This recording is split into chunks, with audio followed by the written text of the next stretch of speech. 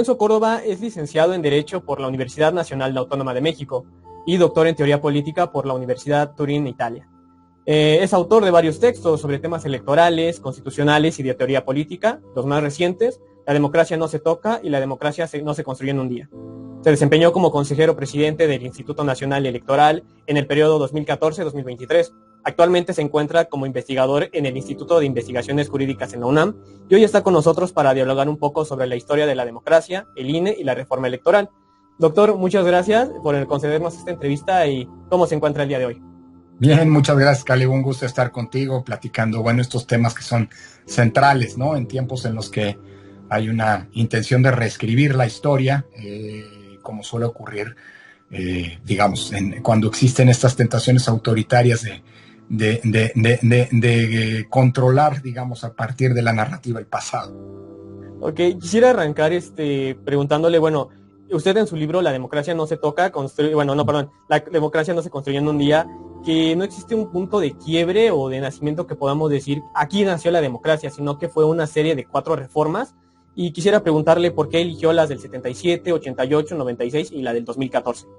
Sí, mira, yo creo que cuando se habla de modelos de transición a la democracia, el mexicano rompe todos los esquemas. Hay algunos modelos que son, eso lo cuento en el texto que citas, hay modelos que son emblemáticos, como casos de estudio particulares en los análisis sobre la transición. El primero es el caso español. El otro, por otro lado, es el caso chileno. En el caso español lo que tuvimos fue un momento fundacional que estuvo representado por los grandes acuerdos políticos y económicos que se conocen como Pactos de la Moncloa y que dieron origen y sustentaron un cambio constitucional radical.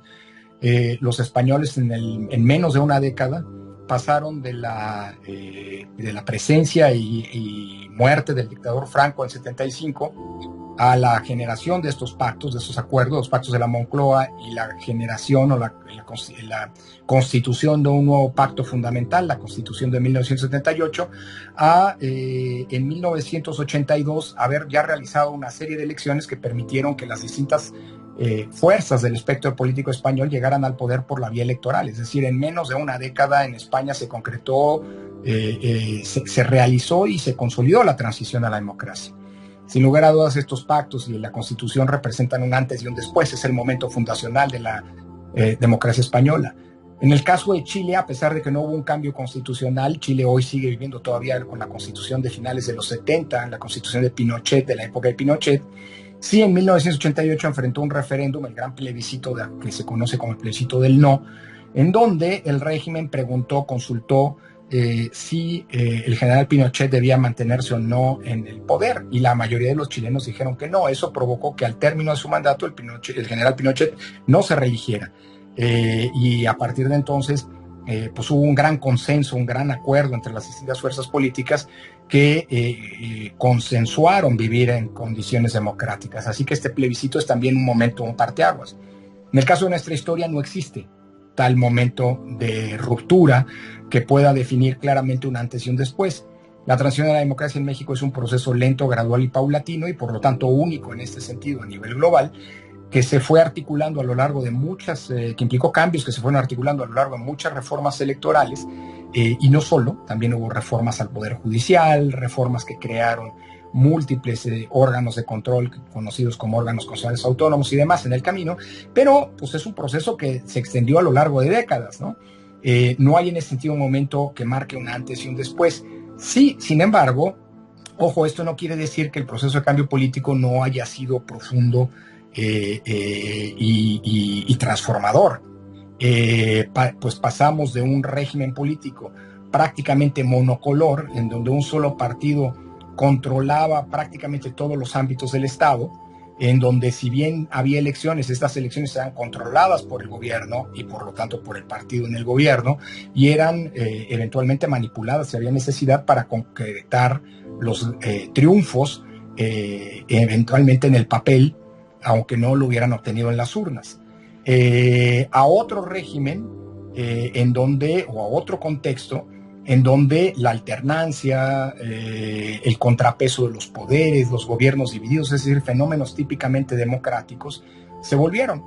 parte de la normalidad política. Y esto explica la profundidad del cambio. Pasamos de un país, decía, monocolor a un país cruzado por la diversidad política, y esa diversidad se expresa o se ha expresado periódicamente en las urnas, y la puedes ver expresada también en los órganos de representación política. Así que el cambio político existió, fue real, sin lugar a dudas dejó mucho que desear, sobre todo en términos de la política o de la instrumentación de políticas que generaran o que resolvieran la deuda social que se viene en este país arrastrando desde la época de la revolución. La revolución fue una revolución social y su promesa de justicia social no fue cumplida y sigue sin estar cumplida en muchos sentidos. Pero digamos, todo el tema de la cuestión social es uno. Sin lugar a dudas, las estructuras de poder no se transformaron. El corporativismo sindical que consolidó el régimen priista autoritario del siglo pasado no solamente prevaleció y se adaptó, digamos, a los gobiernos durante los gobiernos de la transición, ¿no? Los gobiernos producto de la alternancia democrática, sino que hoy está viva y coleando y se ha prácticamente replanteado para hacer funcional el actual régimen, ¿no? ¿Por qué partir del 77? Bueno, no hay una coincidencia total en la historiografía respecto a cuál es el momento de inicio del proceso de transición. Hay quien radica esto en 1963, cuando por primera vez hubo un intento de apertura con la introducción de los así llamados diputados de partido, que eran diputaciones reservadas a la oposición para permitirle una presencia que fuera testimonial en el Congreso. Hay quien, por el contrario, centra, digamos, este momento inicial de cambio democrático en el movimiento estudiantil del 68. La verdad, podríamos encontrar argumentos en un sentido o en otro, pero creo que la fecha de 1977 tiene mucho sentido, porque es la primera reforma electoral que provocó, más allá de los cambios sociales que sin lugar a dudas se venían ocurriendo en los años previos. De hecho, el 68 ni siquiera es un momento emblemático, pero no es un momento fundacional de la movilización social en contra del régimen. Una década atrás se habían venido ya realizando huelgas en el ámbito ferrocarrilero, huelgas en el ámbito electricista, había surgido la guerrilla primero rural y luego urbana a finales de los 70 y de los 60 y los 70. En fin, el movimiento del 68 es una de las muy importantes, sin lugar a dudas, de las expresiones de esa inconformidad social y política que no encontraba causa en el diseño institucional cerrado, vertical y autoritario que se había conformado en el siglo pasado y que expresaban el agotamiento de ese sistema político. Pero el verdadero momento de cambio o que detonó el cambio, por eso hay quienes llaman, como Goldenberg, a la reforma de 77 una reforma desencadenadora del cambio político, fue la reforma de 77. Fue una reforma en donde se produjeron una serie. ¿Por qué tomarla y por qué coincido yo con arrancar la historia y la transición con esa reforma? Bueno, porque fue una reforma que, digamos, fue consecuencia del momento más ridículo o más álgido en términos de la diferencia entre lo que podríamos llamar el país legal, el país de las instituciones, ¿no? El país de las leyes, y el país real. En efecto, en 1976, un año antes de esta reforma, tuvimos en las elecciones presidenciales una situación absolutamente anormal y que un solo candidato. Claro, un solo candidato a la presidencia de la República, que obtuvo el 100% de los votos. El PAN no logró postular un candidato presidencial porque no se cumplieron las reglas estatutarias.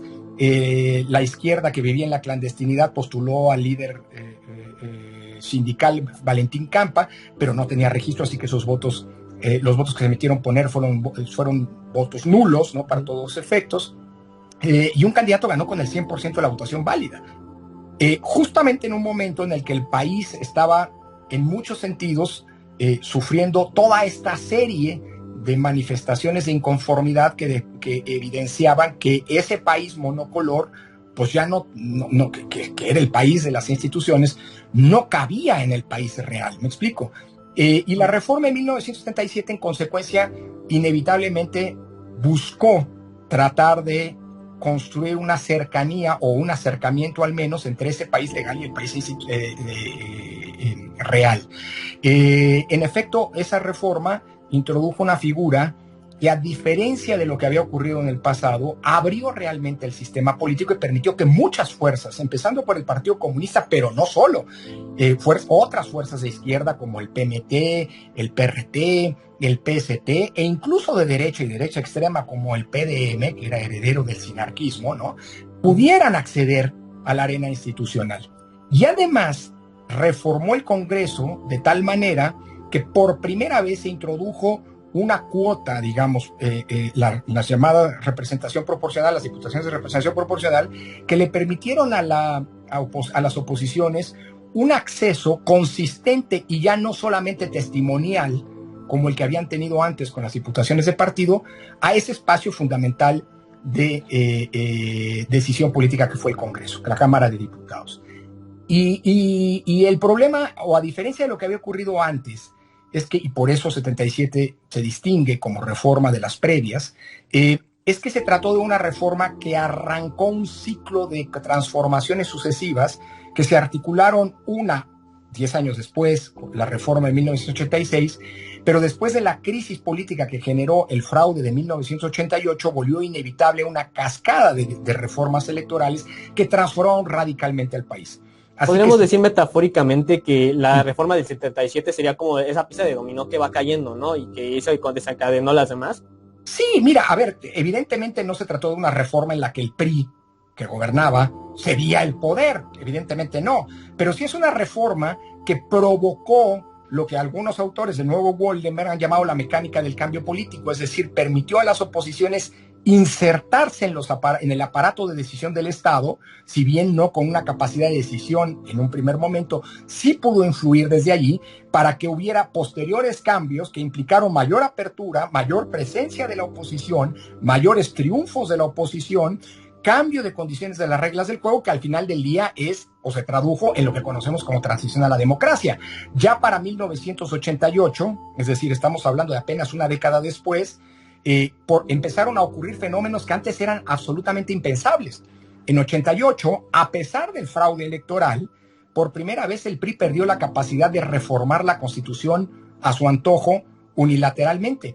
Y a partir de ese momento, toda reforma constitucional requirió del consenso con al menos alguna de las fuerzas de oposición. Una década más tarde, ¿no?, en 1997,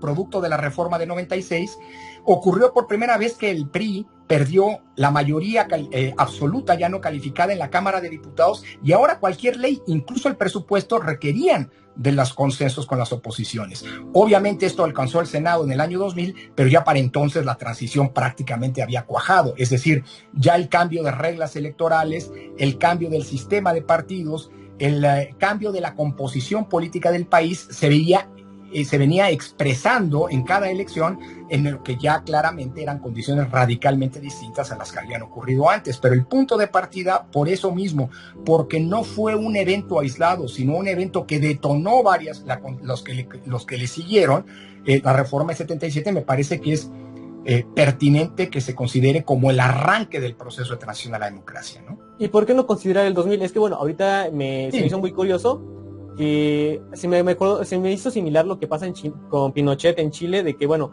se votó de que no se reeligiera, pero en este caso podríamos decir que se votó para sacar al PRI del poder. ¿Por qué no podríamos decir que sería mejor el 2000?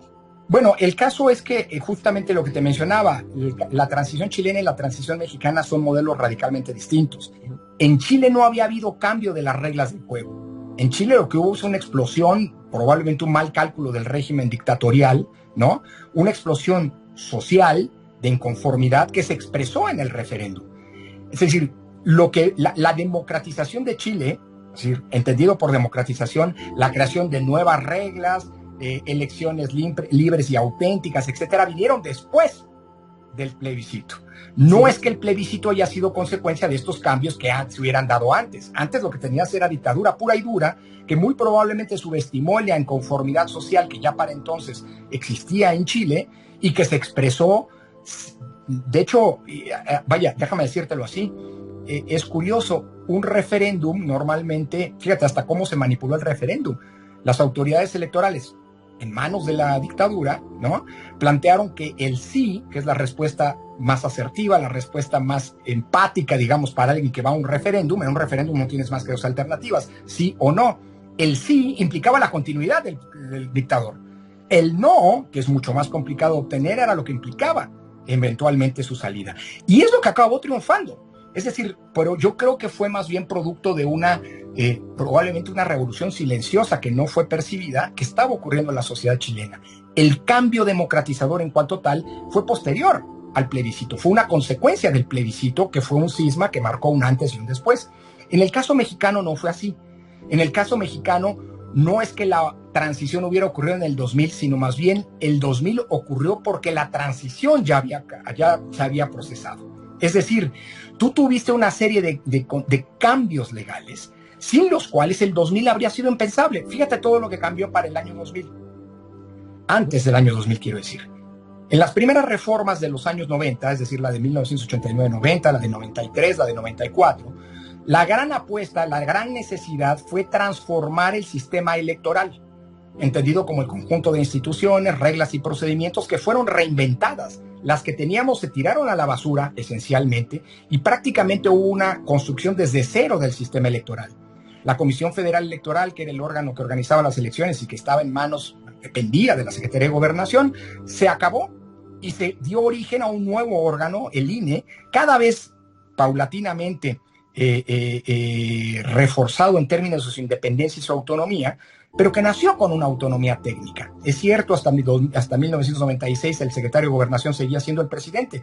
Por eso digo que el INE tampoco es que se haya inventado de la noche a la mañana. Es decir, la creación institucional ocurrió en 90, pero este órgano sufrió tanto en la reforma de 93 como en la reforma de 94, sobre todo, que es cuando se introdujeron los consejeros ciudadanos, pero sobre todo en la reforma de 96, que saca al gobierno del INE y digamos, define que su presidencia será encomendada a un consejero ciudadano, digamos, al consejero presidente, pues el INE tardó en evolucionar.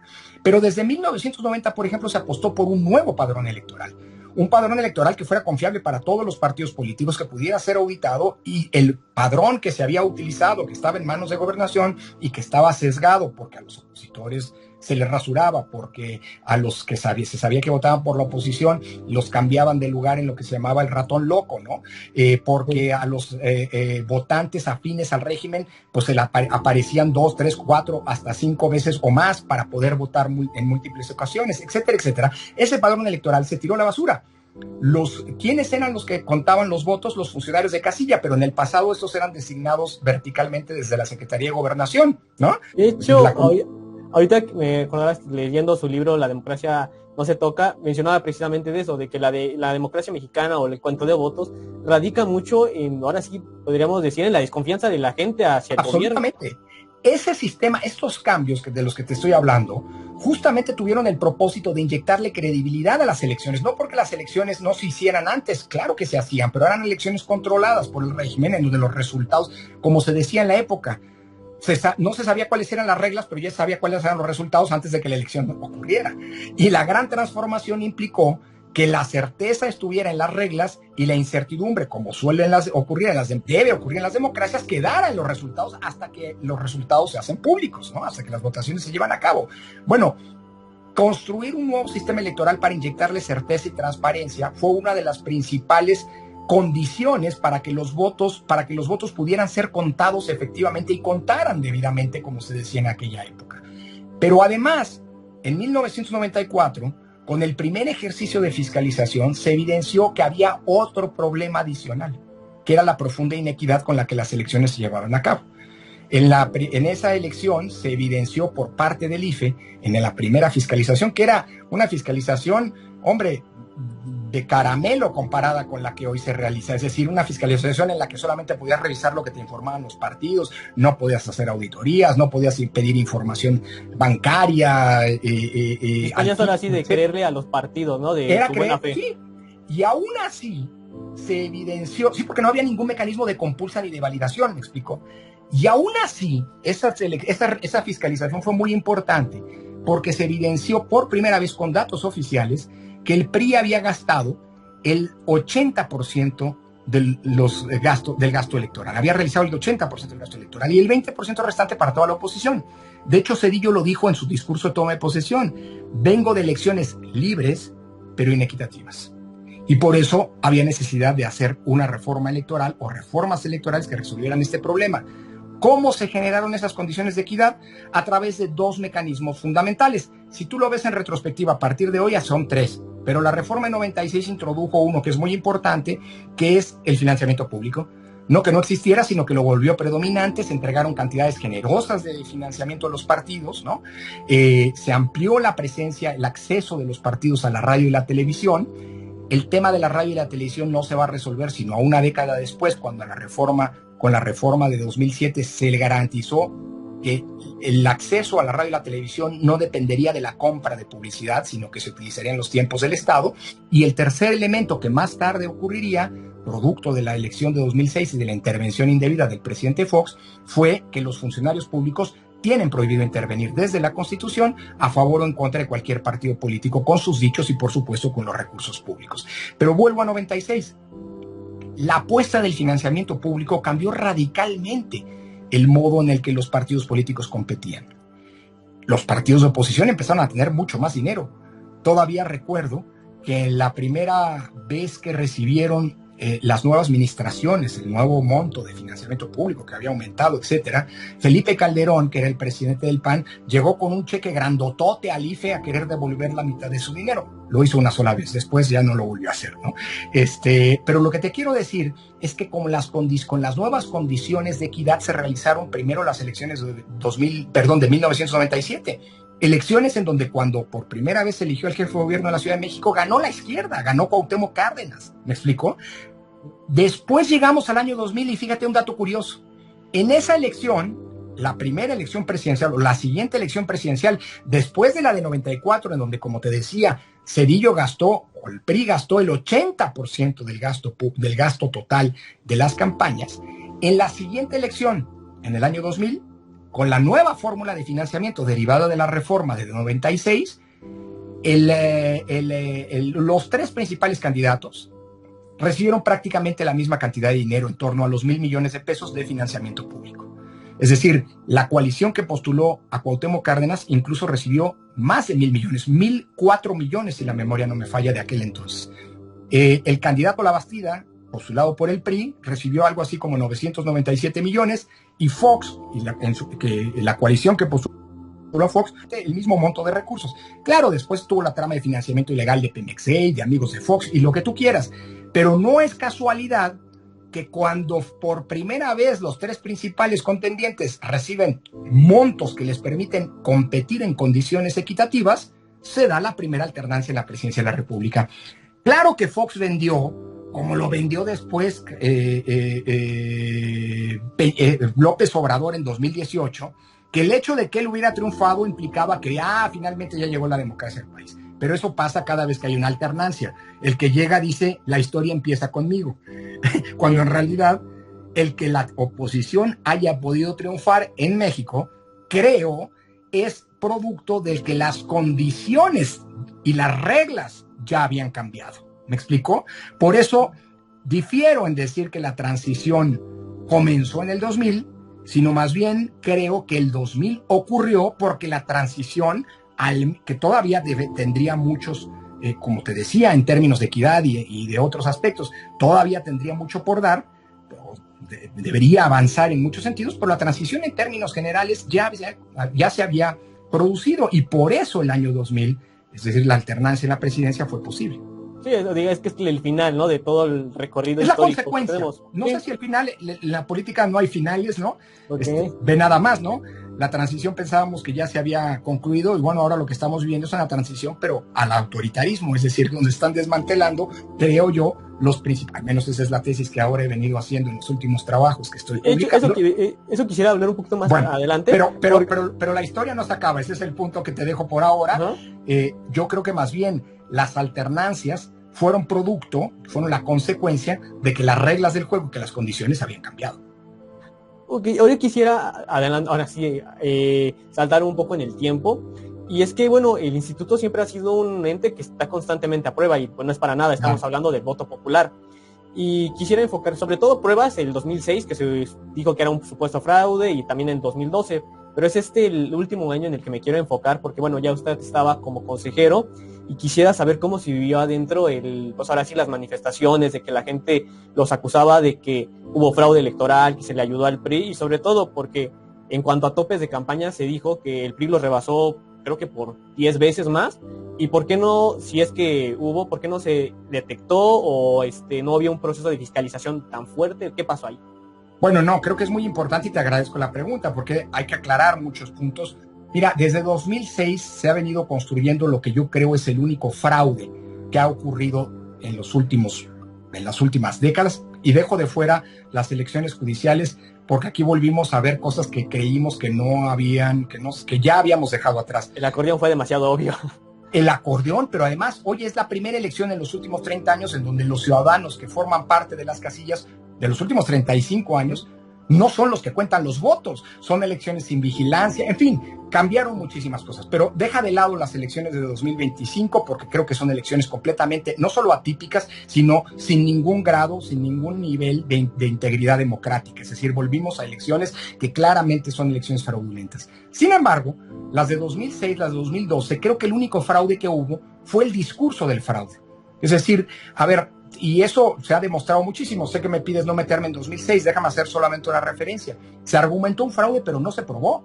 Es decir, se dijo, por ejemplo, que el PREP había sido manipulado cuando el PREP es un mecanismo totalmente auditable y se puede justificar y entender cómo se fueron dando las variaciones que a lo largo del tiempo implicó la llegada de los resultados. ¿Por qué no llegaron las casillas? ¿Por qué llegaron primero las casillas en donde ganaba López Obrador y no donde ganaba Felipe Calderón? Pues porque donde la estaban haciendo de emoción, donde estaban contestando los resultados, pidiendo que se recontaran los votos, fueran las casillas no donde había ganado López Obrador. En esas prácticamente no hubo disputa y esas son las primeras que llegaron, y en cambio en las otras donde sí había dilemas, donde había, digamos, forcejeos en el ámbito de las casillas, son las que llegaron después. El comportamiento del PREP es absolutamente entendible y razonable, y lo mismo cuando llegaron los resultados en los cómputos distritales. Pero más allá de eso, y eso hay autores como Aparicio que han evidenciado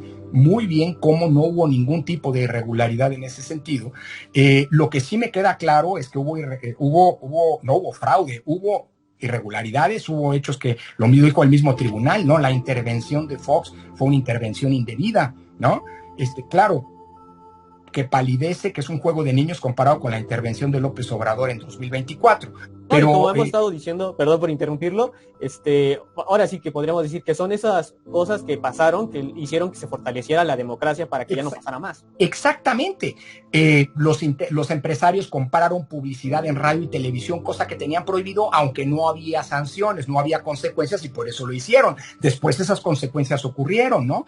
Y también hubo muchos errores que yo creo que es el resultado de la soberbia con la que López Obrador, que arrancó la contienda electoral con una ventaja de 10 puntos según las encuestas, pues lo llevó a cometer error tras error. La pregunta es, y siempre me gusta hacerle a quien contesta, y es que el fraude, ¿qué habría pasado si López Obrador no hubiera detonado una campaña que al final del día se evidenció que fue contraproducente, que le hizo perder muchos puntos de ventaja, como la de cállate chachalaca? En este país no le gusta que hables mal del presidente, punto. Él se equivocó, y a pesar de que muchos, y aquí debo decirlo, y le hicimos notar a gente cercana a él, oigan, es que esto no le está beneficiando, pues él insistió. ¿Cuánto le costó no haber asistido al primer debate presidencial? ¿Cuánto le costó haberse peleado con los empresarios anunciando que los iba a meter a todos a la cárcel antes de que ocurrieran las votaciones?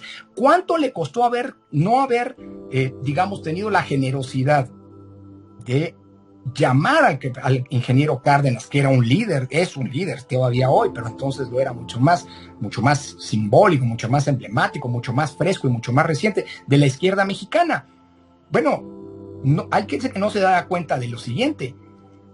¿En dónde estaba Cuauhtémoc Cárdenas cuando ocurrieron las elecciones del año 2006?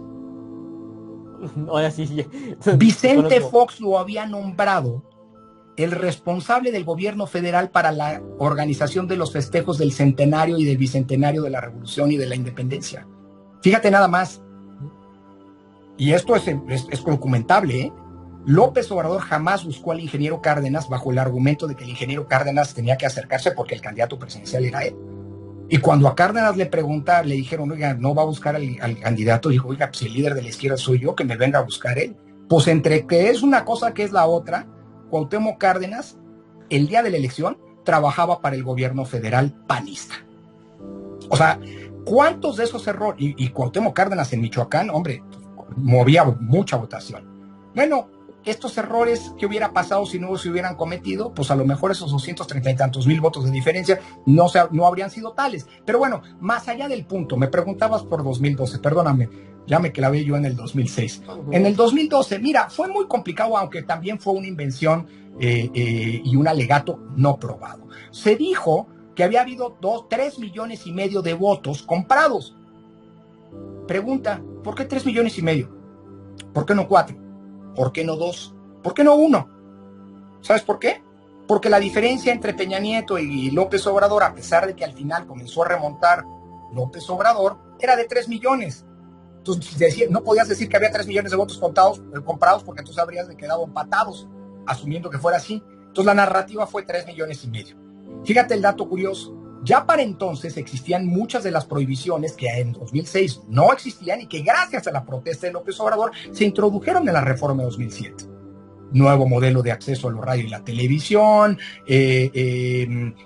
prohibiciones para los servidores públicos para intervenir en los procesos electorales, etcétera, etcétera.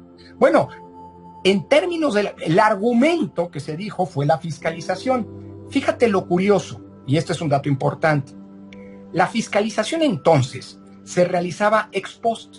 De hecho, la fiscalización de la campaña de elección presidencial de 2012 la resolvió el IFE en 2003. Se hacía como ocurre con todos los gastos, con todos los mecanismos de auditoría con posterioridad. Se realizaba ex post. ¿Sale? Primer dato. Es decir, cuando el IFE tenía que fiscalizar, ya se sabía que Peña Nieto había ganado la presidencia. Y no solo se sabía, sino que ya Peña Nieto desde diciembre del año previo, o sea, de 2012, ya estaba en la presidencia. ¿Me explico? Primer punto. Segundo punto. Las reglas de fiscalización entonces le permitían a los partidos políticos y a las coaliciones que todos los gastos que habían sido o que eran comunes, por ejemplo, un espectacular en donde aparece el candidato presidencial y el candidato al Senado, ese es un gasto común, ¿no? ¿A qué campaña le cargas el gasto? ¿A la presidencial o a la de senadores? Entonces no había reglas de qué porcentaje, como después ocurrió, le tenías que dar a cada candidato, a cada campaña, sino que el partido era libre de decir, este promocional, este espectacular, en donde aparece mi candidato a la presidencia y un candidato al Senado o un candidato a la gobernatura o un candidato a diputado, en fin, se lo cargas a la campaña de diputados. Es decir, los propios partidos podían definir a qué campaña le cargaban esos gastos comunes que normalmente son la mayoría de los gastos que se realizan en las campañas. Como diría en su momento López Obrador, ¿no? A lo mejor no era ilegal, pero no moral, o sea...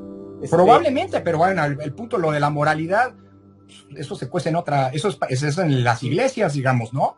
O sea, la autoridad electoral actúa con base en la ley. Dato adicional, tercer dato. Para 2013, López Obrador, de hecho esta ruptura ocurrió apenas unos meses después de la elección del 2012. Ya había renunciado al PRD, partido del que había sido presidente, que lo había postulado exitosamente a la jefatura de gobierno de la Ciudad de México, que lo había postulado ya en 2 ocasiones presidenciales a la presidencia de la República, rompió con el PRD, dijo que eran unos corruptos y que sí iba a ser su partido, que al final fue Morena, ¿no? De hecho, ya para 2013 ya había constituido el Movimiento de Regeneración Nacional, que es el prolegómeno de Morena como partido político. Bueno, dicho lo anterior, el PRI había ganado la presidencia de la República. ¿Qué hizo el PRI? Pues cuidar al candidato que había ganado, a su ganador. Entonces, todos los gastos que habían sido comunes entre la campaña presidencial y otras campañas, se los cargó a las otras campañas. No es casual que de la coalición que postuló a Peña Nieto y a todos los candidatos del PAN y del PRI y del Verde, acuérdate que el Verde estaba allí, ¿no?, en coalición, cerca de 300 campañas de diputados, si mal no recuerdo, cerca de 270 rebasaron los topes de gasto de campaña.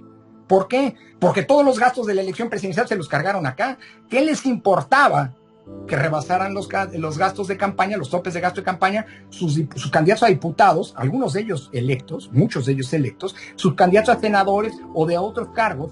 Pues lo que importaba era cuidar al presidente de la República, que ya había ganado, y cuidar la legitimidad de su triunfo. ¿Qué pasó del otro lado? Y por eso Peña Nieto no rebasó los topes de gasto. Sí, Peña Nieto no rebasó los topes de gasto, pero la inmensa mayoría de los diputados y de los senadores de la coalición que lo postuló rebasaron los topes. ¿Qué pasó del otro lado? Pues que el PRD, el PT y Movimiento Ciudadano, ¿no?, que habían postulado a López Obrador, decidieron exactamente lo contrario. Oigan, si este ya nos hizo el feo, si ya nos mandó al diablo, si ya renunció a nuestro partido, si se va a hacer otro partido que va a ser nuestra competencia, pues ¿por qué lo vamos a proteger? Casualmente, en la coalición de oposición, ¿qué fue lo que pasó? En la coalición de izquierda.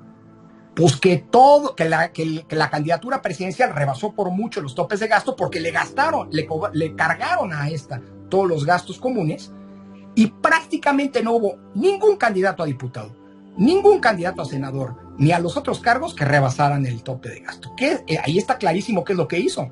Trasvasaron, en el caso de la oposición, de la izquierda, todos los gastos a la elección presidencial.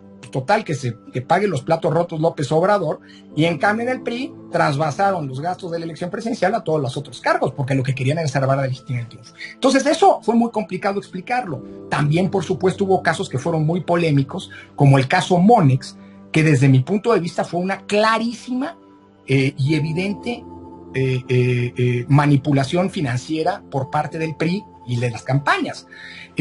Ahí tenía que ver, el caso Monex tenía que ver con cómo se le había pagado a los representantes de las casillas, es decir, a la estructura territorial el día de la elección. Y desde mi punto de vista, hubo una enorme construcción de documentación falsa, mientras las investigaciones se llevaban a cabo demasiado lento desde mi punto de vista, y al final había mucha documentación que respaldaba esos gastos. Sin embargo, el PRI nunca logró vincular el monto que se había gastado y dispersado en las tarjetas del banco de Monex con los nombres de cada uno de los representantes de casilla o generales a los que se supone que se les había pagado ese dinero. Por eso fui yo el consejero que propuso sancionar con 80 millones de pesos al PRI, ¿no?, por ese concepto. Lamentablemente perdí la votación 5-4, nos quedamos a 4 de poder sancionar el caso de Monex, ¿no? Pero bueno, pues mira, para lo que ahora sí que en términos de conciencia, pues a mí me queda la tranquilidad de haber propuesto una sanción que lamentablemente creo yo no prosperó. Pero de nuevo, en el año 2006, ¿cómo lo viví? Me preguntabas. Perdóname, Caleb, me he extendido en la respuesta, pero bueno. En 2012, porque era el 2006. Fue con Felipe Calderón y ya sí, en 2012.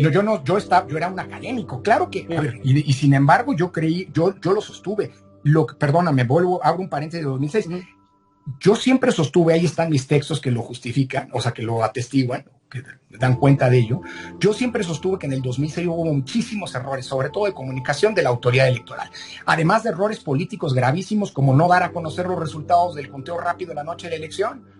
Decía Luis Carlos Ugalde, es que hay un acuerdo del Consejo General que decía que si los rangos del conteo rápido se traslapaban, si los rangos del primer lugar y los rangos del segundo lugar se traslapaban, no se podían dar a conocer los resultados del conteo rápido.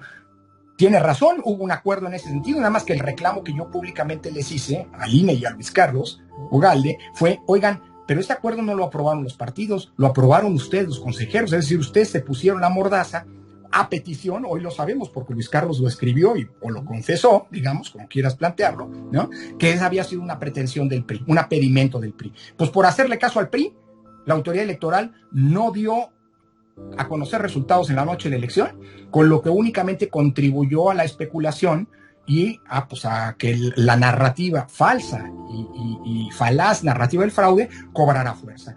Además de un sinnúmero de errores, ¿no? Nunca supieron explicar qué había pasado con el PREP, nunca, en fin, pero fueron errores, creo yo, de comunicación. Vuelvo a 2012. Mira, paradójicamente en el 2012, bueno, y en el 2006, por cierto, se recontó un número considerable de casillas, más de 24,000 casillas. No todas, pero ¿qué pasó en las casillas que se recontaron? Nada. Se demostró y se evidenció que había habido errores. Por cierto, la reforma de 2007 introdujo en la ley el recuento. En la elección del 2018, la elección que gana López Obrador de calle, 2-1, ¿no? Con el incontestable, ¿no? O sea, ya todo el mundo había, la noche de la elección todo el mundo le reconoció, reconoció la derrota y el triunfo de López Obrador. En fin, a pesar de todo, en la elección del 2018, en la elección presidencial se recontó el 64% de los paquetes electorales. ¿Y sabes qué cambió? Nada. De hecho, como lo evidencia, digamos, los recuentos que han ocurrido desde la elección de 1999 hasta la elección del año pasado, ¿no? Lo único que los recuentos han evidenciado es que los ciudadanos en la noche cuentan bien los votos en esencia. Hay errores, están cansados, se equivocan, pero los errores son aleatorios, no son errores que impliquen un sesgo ni mucho menos una intención de manipular los resultados electorales. ¿Me explico? Y eso es una gran cosa, ¿eh? Que, digo, es absurdo que se recuenten tantas casillas, tantos votos, pero bueno, pues ese es el sistema que nos dimos precisamente producto de las inconformidades de 2006 y lo que han evidenciado es que los votos en general, repito, se cuentan bien cuando esto lo hacen los ciudadanos en las casillas. En el 2012 se pretendió que hubiera un recuento total también. Incluso recuerdo que Ricardo Monreal, que era el coordinador de la campaña de López Obrador, llegó en la noche de la elección a decirnos dos cosas a los consejeros. Nos reunimos en la oficina de Leonardo Valdés, en la presidencia del IFE. Oigan, la gente está muy enojada y vienen para acá. Así, ¿eh? Si ustedes hacen un recuento total, lograremos calmar a la gente. Si no, aténganse las consecuencias. Es decir, una vil y clara amenaza que además en ese sentido ya no tenía sentido. O sea, o era, digamos, como se dice coloquialmente, patadas de ahogado, encontrar cualquier pretexto, digamos, para contestar la elección. Tanto que ni siquiera públicamente, más allá de la noche de la elección, ese tema que a diferencia de 6 años antes había sido una gran bandera, voto por voto, casilla por casilla, en el 2012 se planteó. Pero digamos, ahí todo estuvo centrado, digamos, en los gastos de campaña, porque no había nada más que alegar, digamos, ¿no? Y claro, pruebas de la compra de votos, pues bueno, no se presentaron. Digo, me acuerdo que se presentaron unos pollitos y unas gallinas y qué sé yo, de dónde las habían sacado, unos borregos, de dónde los habían sacado, pues no tengo ni la más remota idea, digamos, ¿no? Sí, no, ahora como dicen, ¿no? El fraude fue ahora sí en la narrativa, ¿no? Totalmente de acuerdo. Quisiera, una de las cosas que estuve estudiando antes de previa a la entrevista y se me hizo muy interesante fue que previa a la reforma del 2014, sí, en el 2013 se quedaron con 4 consejeros del Instituto Federal Electoral. Claro. Algo caótico, me imagino. ¿Cómo se organizaron? ¿Qué pláticas tenían allá adentro? ¿Y qué pensaban de esa reforma? Mira, fue muy difícil porque, en efecto, ya de entrada, desde 2013, el Consejo se había quedado incompleto. Justo después de la votación de Monex, un consejero, gran maestro, un reconocido jurista que fue electo consejero junto conmigo, es decir, en la misma designación y junto con María Marván, que fue don Sergio García Ramírez, profesor emérito de la UNAM, en fin, renunció al cargo de consejero, ¿no? Lo que nos comentó es que él había hecho el compromiso de participar en el Consejo General del INE, no por todo el periodo por el que había sido designado, sino solamente para poder sacar, digamos, la elección del 2012. Así que desde enero del 2013, el INE trabajó incompleto. En lugar de 9 consejeros, el IFE, quiero decir, éramos 8. Con todo el dilema de las eventuales empates, porque el presidente en el IFE y en el INE nunca ha tenido voto de calidad, por cierto, ¿no? Más adelante terminaron su encargo 3 consejeros y el consejero presidente. Estamos hablando ya de octubre del 2013. Más o menos, ajá. Exacto, finales de octubre del 31 de octubre de 2013. Con lo cual, pues nos quedamos 4 consejeros, ¿no? María Marván y yo, que habíamos sido electos 2 años y pico antes, y Marco Baños y María Marván, y Benito Nasif. El Congreso no lanzó la convocatoria para nombrar a los sustitutos del presidente y de los 3 consejeros que habían terminado su mandato, porque habían, en el contexto del así llamado Pacto por México, estaban en la negociación de la reforma electoral. Entonces, parte de lo que se planteaba era la desaparición del IFE y su sustitución por un órgano nacional, el INE, que terminaría siendo el INE. En su momento se planteaba hasta la desaparición de los órganos electorales locales, luego se convirtieron en los OPLE, ¿no? Pero en esa decisión o este proceso legislativo llevó a los legisladores a pactar que no se iba a convocar a la renovación de las vacantes del IFE, y por lo tanto nos colocaron a nosotros en un dilema muy difícil. Primero, no se sabía ni cuánto tiempo iba a durar la reforma, así que no se sabía cuánto tiempo íbamos a estar trabajando de manera incompleta. Segundo, no teníamos presidencia, y la presidencia en el IFE y en el INE después siempre ha sido una designación que viene desde el Congreso. No es como ocurre en otros órganos como el Tribunal Electoral o la Corte o el INAI en su momento, ¿no? Una decisión interna en la que los propios consejeros deciden quién va a ser el presidente o la presidenta. Entonces, teníamos, sí, de acuerdo con la normatividad, que nombrar una presidencia interina que coordinara los trabajos en tanto, bueno, pues esa situación anómala de no estar completos se resolvía.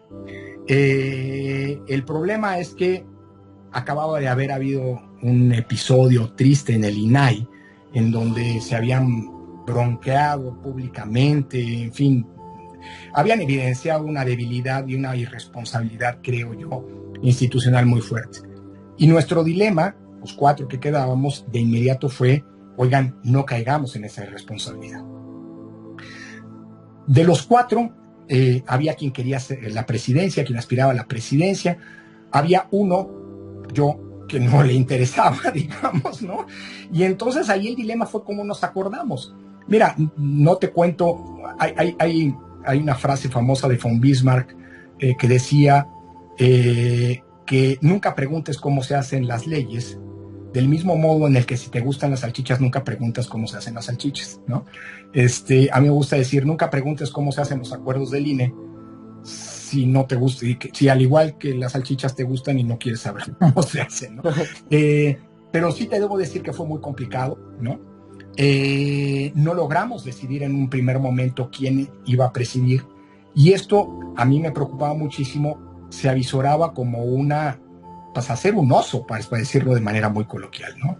Estos son 4 y no pueden ponerse de acuerdo ni siquiera para nombrar una presidencia, que además va a ser una presidencia temporal, porque ya estaba anunciado para noviembre que nosotros muy probablemente seríamos destituidos con la reforma constitucional que estaba negociándose, cosa que en efecto ocurrió. Entonces, al final, mira, un poco con 2 razones. La primera, tratar de encontrar soluciones a ese impasse, ¿no? Y la segunda, pues mandar un mensaje de que estábamos muy molestos del maltrato que estaba siendo sometido la autoridad electoral. Es decir, no nos importa qué pase en el INE, nosotros estamos metidos en otros temas, ¿sí me explico? Entonces, tomamos una decisión que al final resultó muy venturosa: hacer una presidencia rotatoria, ¿no? Mediante la cual cada mes que pasara en ese estado de falta de plenitud del órgano, digamos, ¿no? De integración plena del órgano, cada uno de nosotros, de manera rotatoria, de manera sucesiva, ocuparía la presidencia. Eso nos permitía 2 cosas: resolver el impasse, todos estuvieron de acuerdo en el mecanismo. Luego, una de las cosas chistosas fue quién va primero, ¿no? Entonces, lo digo así, lo tiramos a suertes, ¿no? Sacamos cada quien un papelito con numerado del 1 al 4, y el que sacó el 1 iba primero y demás. Curiosamente, se dio un orden alfabético al revés, ¿no? El primero que ocupó la presidencia fue Benito Nasif, después María Marván, después Lorenzo Córdoba y después Marco Baños. Es decir, el orden alfabético de los apellidos al inverso. Pero fue aleatorio, debo decir, ¿no? Primero, resolvimos ese problema, y segundo, que cada vez que en el Consejo General alguno de nosotros iba a tomar protesta, haría un discurso muy duro recordando que era una situación anómala la que los partidos y el Congreso estaban colocando al instituto, y poder eventualmente hacer público nuestro disenso con lo que estaba ocurriendo. Al final se trató de una fórmula muy efectiva.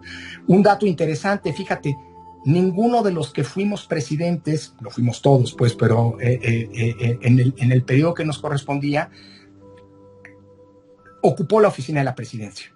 Es decir, nosotros despachábamos como presidentes, sí, con el respaldo del equipo que tenía la presidencia, que estaba acéfala, ¿no? Que estaba desocupada, pero despachábamos desde nuestras oficinas como una manera también de recordarnos entre todos nosotros que éramos consejeros electorales y que ninguno de nosotros tenía el consenso político para ocupar la presidencia. Al final fue un ejercicio sumamente exitoso, que demostró, creo, una gran madurez política hacia afuera. Era una situación muy complicada. Imagínate, ya sabes que te vas, yo tenía mi cargo en la universidad, yo ya lo que quería era irme y volver al instituto y ya, ¿no? De jurídicas y olvidarme. Bueno, al final del día mostramos mucha madurez y eso provocó, entre otras cosas, que nos pidieran los partidos políticos que nos inscribiéramos en el proceso de renovación o de selección de los consejeros ya del IFE. En mi caso, me lloraron y me dijeron, oye, es que ya hay un consenso para que tú ocupes la presidencia. Yo lo que les decía es, oigan, pero pues nos cesaron, pues, o sea, ¿cuál consenso? Digamos, la Constitución, ¿no? Dice que los 4 que estábamos terminábamos anticipadamente en nuestro cargo. Al final del día lo que exigimos, y se cumplió, es que los 3 principales partidos políticos hicieran pública la solicitud que nos hacían para que nos inscribiéramos en el proceso. De los 4 consejeros, lamentablemente al final se cayó en las negociaciones últimas María Marván, pero los otros 3 consejeros proseguimos como consejeros del INE, en mi caso la presidencia. Yo creo que eso ocurrió en buena medida por la muestra de madurez que se dio en gestionar ese trance tan complicado que implicaba un INE con solo 4 consejeros, ¿no? Y sortearlo exitosamente. Ahora, respecto de la reforma, todos fuimos muy críticos, ¿eh? De hecho, al final, muchos de los temas de la reforma tuvieron que corregirse en la ley secundaria, que ya ocurrió, se dio cuando ya éramos INE.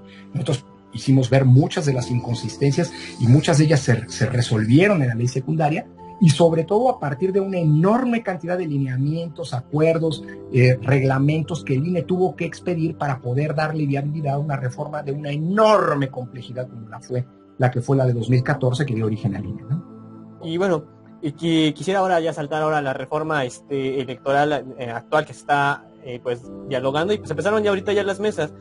¿Qué cree que debería tener estas mesas de diálogo para que pues ahora sí haya una verdadera democratización y no solamente se quede como lo que sucedió con la Suprema Corte de Justicia?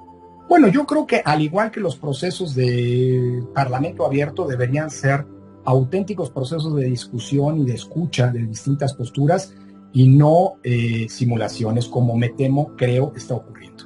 En primer lugar, el hecho de que estas escuchas, estas audiencias públicas estén siendo realizadas por una comisión presidencial integrada por funcionarios del gobierno federal, me parece que es delicado, habla ya de una normalidad. Todas las reformas previas que habían sido producto de consensos, de foros, implicaron una organización muy plural, digámoslo así, e incluyente. Primer punto. Segundo punto, esto no lo digo yo, lo dijo Pablo Gómez. Vamos a escuchar a todos, pero al final del día vamos a hacer lo que nosotros queramos porque tenemos los números, tenemos la mayoría. Y me parece que es una postura profundamente preocupante, no solamente porque es antidemocrática, sino porque va a ser fuente de problemas. Tercer punto, es decir, me quedo en el segundo. Toda reforma electoral desde 1994 en adelante ha sido producto del consenso de las principales fuerzas políticas, la que gobierna y las fuerzas de oposición. Toda. La del 94, la del 96, la del 97 y también la de 2014. Esta sería la primera reforma en la que el consenso es menospreciado. Y esto implica un grave problema, porque anticipa que y esto es la historia, nos lo enseña del peor modo, cuando no hay consenso generalizado en torno a las reglas y en torno a los árbitros, hay problemas. Ahí está 2006. En 2003, el PAN y el PRI se agandallaron, excluyeron al PRD, también el PRD, pues fíjate, el negociador del PRD era Pablo Gómez, el PRD neció y provocó que lo excluyeran, pero algo que no, de todos modos, nunca debió ocurrir. Bueno, en la designación de los consejeros que arbitraron 2006, el PRD había sido excluido y el PRD fue el principal agraviado por lo que había ocurrido, digamos, ¿no? Al menos así se asumió, y eso fue pues, muy delicado. Y tercero, cuando no hay consenso en torno a las reglas y en torno a los árbitros, perdóname, sigo con esto, cuando no hay consenso en torno a las reglas y en torno a los árbitros, estás legitimando a la oposición a priori a descalificar lo que va a ocurrir, a decir que se perdió no porque son los votos, sino porque las reglas eran injustas y son reglas que ellos no acordaron. Es decir, es de una ceguera monumental, porque yo creo que Morena va a seguir ganando elecciones, es el partido más importante que hay en este país, y lo único que están sembrando es la base de la descalificación, por cierto, justificada de parte de las oposiciones, de los procesos electorales en donde ellos van a seguramente seguir ganando. Así que es una miopía monumental. Fíjese que ahorita recordaba, bueno, por eso más adelante le decía, la oposición ya parece que está quedando de meramente anecdótico. La oposición es un desastre, y ahora si quieres vamos a eso. Tercera cosa que me preocupa, que se trata de una reforma electoral querida desde el gobierno. Todas las reformas electorales que hasta ahora han ocurrido, buscan recoger las preocupaciones y las demandas de las oposiciones para permitir que las reglas del juego sean incluyentes de todas las posturas políticas. Si tú a la oposición la menosprecias y no tomas en cuenta sus pretensiones, sus preocupaciones, lo único que estás haciendo es que la oposición, dándole pretextos y justificaciones para que esa oposición descalifique el juego electoral. Así que la lógica de las reformas habría sido incluirlas y atender y dar respuesta a las preocupaciones de la izquierda, las que sean: la inequidad, la existencia de árbitros imparciales, que el gobierno no se meta en las elecciones, que haya fiscalización, etcétera, etcétera, ¿me explico? Y esta, en cambio, es una reforma querida desde el gobierno. Además, salvo el tema del costo, que se ha manejado de una manera absolutamente demagógica, y sin sustento, sin datos. ¿Cuestan mucho las elecciones? Pues claro que cuestan las elecciones. Oye, en México se fiscaliza a los partidos como no se les fiscaliza en ningún otro lado del mundo. En México el INE tiene que visitar a cerca de 13 millones de funcionarios, de personas en sus domicilios, de donde van a salir los funcionarios de casilla. Es la operación de campo más grande que realiza el Estado mexicano, solo después del censo. Pero el censo se hace cada 10 años y esto se hace cada 3. ¿Me explico? O sea, claro que hay un costo, pero el costo es producto de la desconfianza de donde venimos. Que luego, además, mira, abaratar, pues ya vemos qué significan elecciones baratas. Ven las elecciones judiciales. Elecciones baratas significan elecciones sin el número de casillas que tiene que haber, y por lo tanto posibilidad de muchas más colas. No votó nadie en la elección judicial, el 13%, pero imagínate que hubiera votado el 60%. Los cálculos estadísticos no habría habido modo de que en una jornada electoral el 60% del padrón votara en una elección como la judicial. ¿Me explico? Hay algo similar como, por ejemplo, con la revocación de mandato, que también igual quitaron presupuesto y tuvieron que quitar casillas. A ver, la revocación de mandato y la elección judicial nunca debieron haberse hecho así. Por eso nosotros impugnamos el recorte en la revocación de mandato, y por eso, por cierto, nos denunciaron penalmente, y hoy tengo un procedimiento administrativo, porque lo que planteamos en su momento es: oigan, si hacemos la revocación de mandato con el dinero que nos dieron, no vamos a poder poner más de 70,000 casillas, cuando la ley dice que tienen que ser 160,000, ¿no?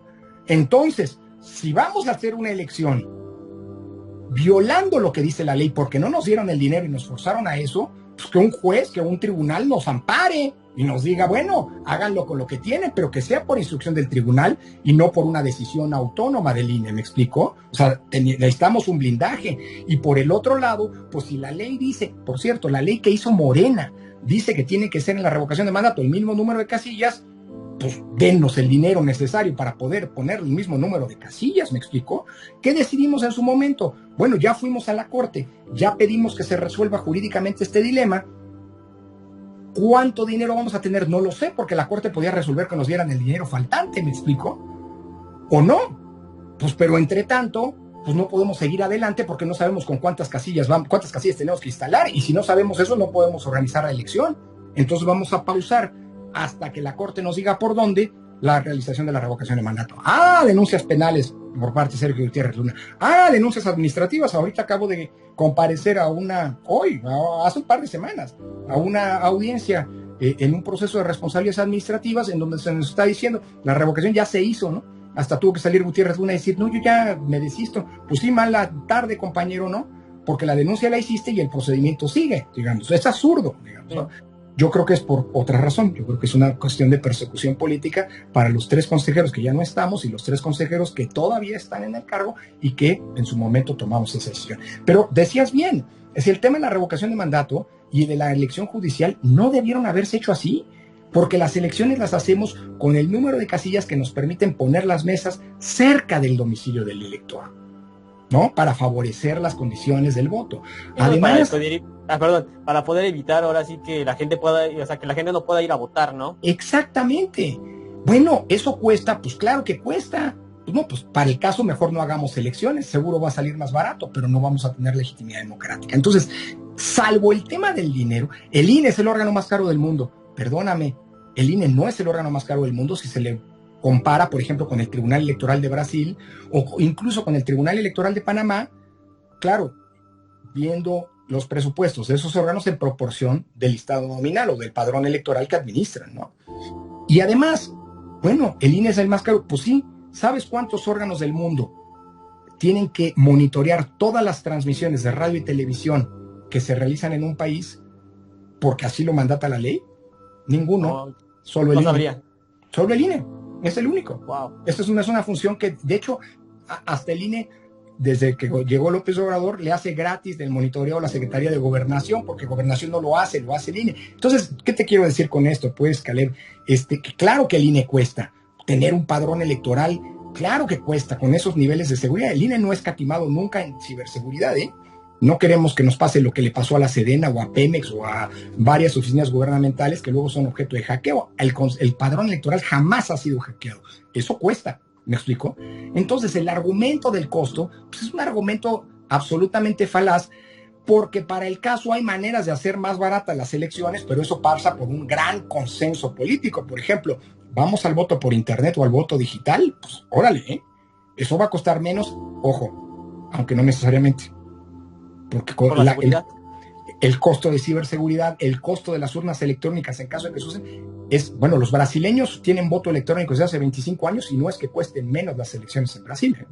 O sea, las elecciones en Brasil cuestan mucho más. Ya nada más para terminar, ya después de este recorrido un poco de la historia y hablando acerca de esta reforma electoral que viene en camino y se está discutiendo, ¿usted cómo ve la democracia en México en el futuro? Bueno, esa es una gran pregunta. Yo veo muchos riesgos para la democracia en México y en el mundo.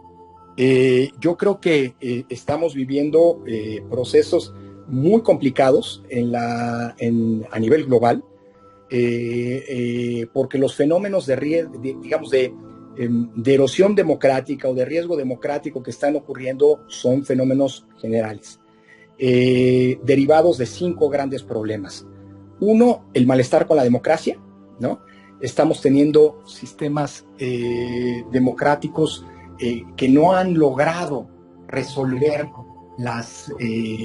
los grandes problemas estructurales que afectan a las sociedades, ¿no? Esto no es un problema de la democracia en sí, porque la democracia no es que te resuelva en automático estos problemas, sino que estos se resuelven con las políticas públicas adecuadas y evidentemente los gobiernos democráticamente electos no han enfrentado adecuadamente estos problemas. Estoy pensando en la pobreza, en la desigualdad, en la corrupción, en la impunidad, en la violencia, ¿no? O en la criminalidad, como en el caso nuestro. Todo eso está generando un malestar y de eso se están aprovechando soluciones demagógicas y populistas que están pues erosionando a la democracia, con un gran respaldo popular derivado de este malestar. Segundo, estamos viviendo una crisis de las instituciones muy importante. Y desde este punto de vista, sobre todo esto está ocurriendo con 2 de las instituciones que son las instituciones democráticas por excelencia, es decir, los partidos y los parlamentos. Son instituciones con muy poca credibilidad pública, son instituciones que están viviendo una crisis, producto de la llamada crisis de la representación política, etcétera, pero ese es un fenómeno real. Dicho lo anterior, yo creo además que cuando ¿por qué afecta a la democracia? Porque cuando los partidos pierden peso, pierden importancia, lo que acaba teniendo o ganando relevancia es la personalización de la política. Importa más el líder carismático que no tanto la plataforma partidista que sustenta. Y por el otro lado, la crisis de los parlamentos está traduciéndose en un reforzamiento de los ejecutivos, ¿no? La cantidad de, por ejemplo, de executive orders, ¿no? De actos, actos gubernamentales ejecutivos con las que está gobernando Trump es una evidencia de este punto. Tercero, un contexto comunicacional muy complejo en donde la mentira y la desinformación están convirtiéndose en verdaderos problemas en virtud para la democracia, para la convivencia, para el debate democrático, en virtud de la proliferación del Internet y de las redes sociales, que en sí son mecanismos, no son ni buenos ni malos, depende de cómo se utilicen. Pero evidentemente esto está generando un contexto muy delicado, sobre todo porque fenómenos antidemocráticos como la intolerancia y los discursos de odio están proliferando. Cuarto, la polarización, que en sí no es extraña ni ajena a la vida pública de cualquier sociedad. El problema es cuando esa polarización se adereza con la intolerancia, que es el valor antidemocrático por excelencia. Cuando polarización e intolerancia se mezclan, entonces sí estás frente a un cóctel sumamente peligroso para la democracia, porque al de enfrente ya no lo ves como un adversario al que por muchas diferencias que tengas le reconoces legitimidad para participar políticamente, sino lo ves como un enemigo al que combates y hay que destruir, ¿no? Y este discurso del pueblo bueno y sus enemigos es exactamente la traducción de este fenómeno. Ve lo que está pasando en Estados Unidos en términos de polarización e intolerancia. Es muy delicado esto que está ocurriendo. Y en quinto lugar, pues el acoso contra las instituciones de control. No es un fenómeno exclusivo de México, es un fenómeno generalizado, la descalificación y el ataque a los poderes judiciales. Ve lo que pasó en Hungría, ve lo que pasó en Polonia, ve lo que pasó en Turquía. Bueno, vaya, con la guerra en Gaza, pues todo el mundo se olvidó del enorme escándalo que había en Israel, en donde Netanyahu estaba planteando quitarle atribuciones y prácticamente disminuir a la Corte Constitucional de Israel como un órgano de control del poder. Pero no son solamente los judiciales, sí fundamentalmente, pero no solo. Todos los órganos autónomos, los órganos de protección de derechos humanos, etcétera, están sufriendo un acoso que paradójica y tristemente hoy viene desde el poder mismo, ¿no? En una paradoja todavía adicional, esto lo dicen Ziblatt y Levitsky, pero no están diciendo nada nuevo. Lo que dicen ellos, y tienen razón, eso no quiere decir que no la tengan, lo que dicen estos autores es que hoy los riesgos de la democracia no vienen desde fuera de la democracia. Es decir, no vienen de golpes de Estado, no vienen de crisis económicas, no vienen de guerras civiles, etcétera. No, vienen desde adentro. Vienen desde personas o grupos, corrientes, que se aprovechan de la democracia, de los instrumentos de la democracia para llegar al poder y desde ahí desmantelar la propia democracia. Yo en el Zócalo utilicé una metáfora que a lo mejor habrás escuchado, ¿no? Decía, no se vale que durante décadas nos hayamos pasado exigiendo y construyendo una escalera cada vez más amplia, cada vez más sólida, cada vez más robusta, para que quien tuviera los votos llegara al primer piso, ¿no? Y ahora que eso ocurrió, que están desde el primer piso, se quiera tirar esa escalera para que nadie más pueda volver a transitar, porque esa escalera, hay que recordar, en las democracias es de ida y vuelta, ¿no? O sea, los votos te llevan al poder y los votos son los que te quitan del poder de manera pacífica, diría Karl Popper, ¿no? Entonces, yo creo que este es un fenómeno que está ocurriendo a nivel global y que constituye un desafío para las democracias, incluida la nuestra.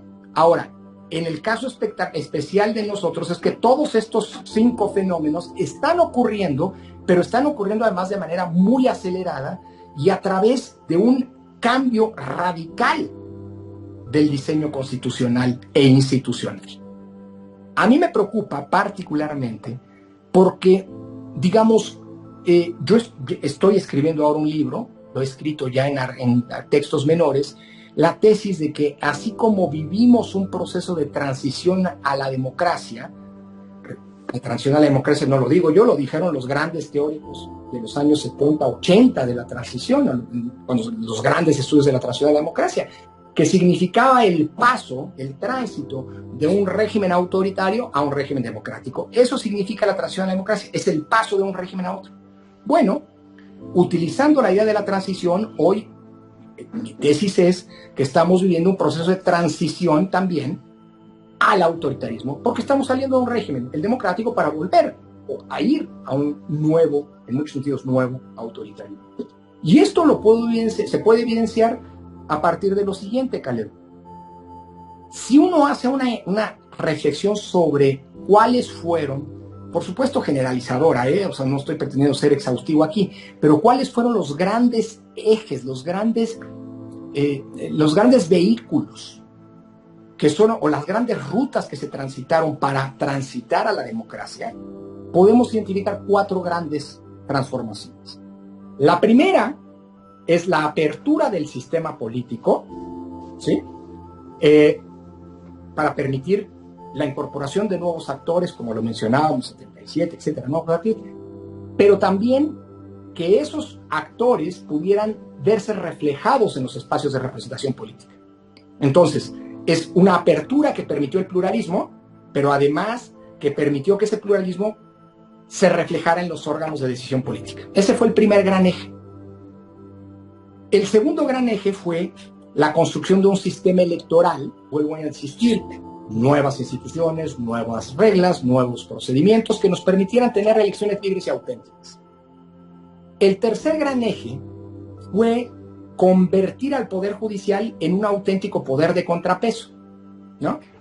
Así como con elecciones libres y auténticas, los órganos selectivos se volvieron más competitivos y plurales, así como con el arribo, digamos, de la pluralidad al Congreso, conformó al Congreso en lo que debe ser, en la teoría democrática de la división de poderes, es decir, un órgano de control político del gobierno, de contrapeso, de control político del gobierno, pues se necesitaban cambios que nos permitieran que el Poder Judicial se convirtiera, como lo quiere la teoría de la división de poderes, en un órgano de control jurídico de los otros 2 poderes, de los poderes políticos, el gobierno y el Parlamento y el Congreso.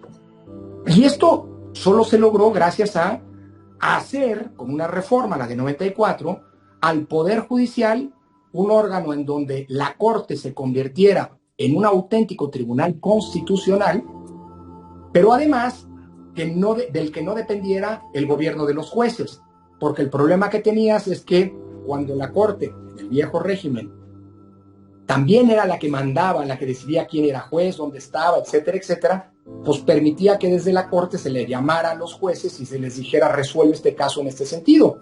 Lo grave entonces es que los jueces se debían políticamente al presidente de la República y a su partido, porque ¿quién los proponía? El presidente. ¿Quién los nombraba? El partido, que era el que controlaba, el que tenía la totalidad hasta 1988 del Senado. No habían senadores más que del PRI, ¿no? Una regresión entonces es lo que ve en el futuro para México. Y el cuarto eje, perdóname, Caleb, el cuarto eje fue la creación de una serie de órganos autónomos, todos los cuales se crearon para desarrollar funciones o tomar decisiones a partir de funciones técnicas y no políticas, con criterios técnicos y no políticos, pero sobre todo quitándole atribuciones que tenía el gobierno.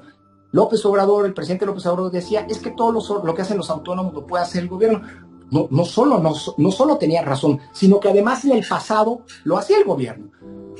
¿Quién era el que hacía la política cambiaria y fiduciaria? El Banco de México, que era un órgano de la Secretaría de Hacienda. ¿Quién organizaba elecciones? La CFE, que era un órgano de la Comisión Federal Electoral, que era un órgano de gobernación. ¿Quién era el que otorgaba las concesiones a radio y televisión? Pues la Secretaría de Comunicaciones y Transportes. ¿Quién es el que vigilaba la política antimonopolios? La Secretaría de Economía. ¿Quién era el que vigilaba el cumplimiento de los derechos humanos? La CNDH, que nació en el seno de la Secretaría de Gobernación y tardó 10 años en volverse un órgano autónomo. ¿Me explico? O sea, todos los órganos autónomos fueron quitarle funciones al hiperpresidencialismo para poder tener una presidencia en clave democrática. Esos son los 4 ejes. ¿Qué es lo que hizo el plan C del gobierno? Colocar cargas de dinamita en cada uno de esos 4 ejes. 2 ya estallaron.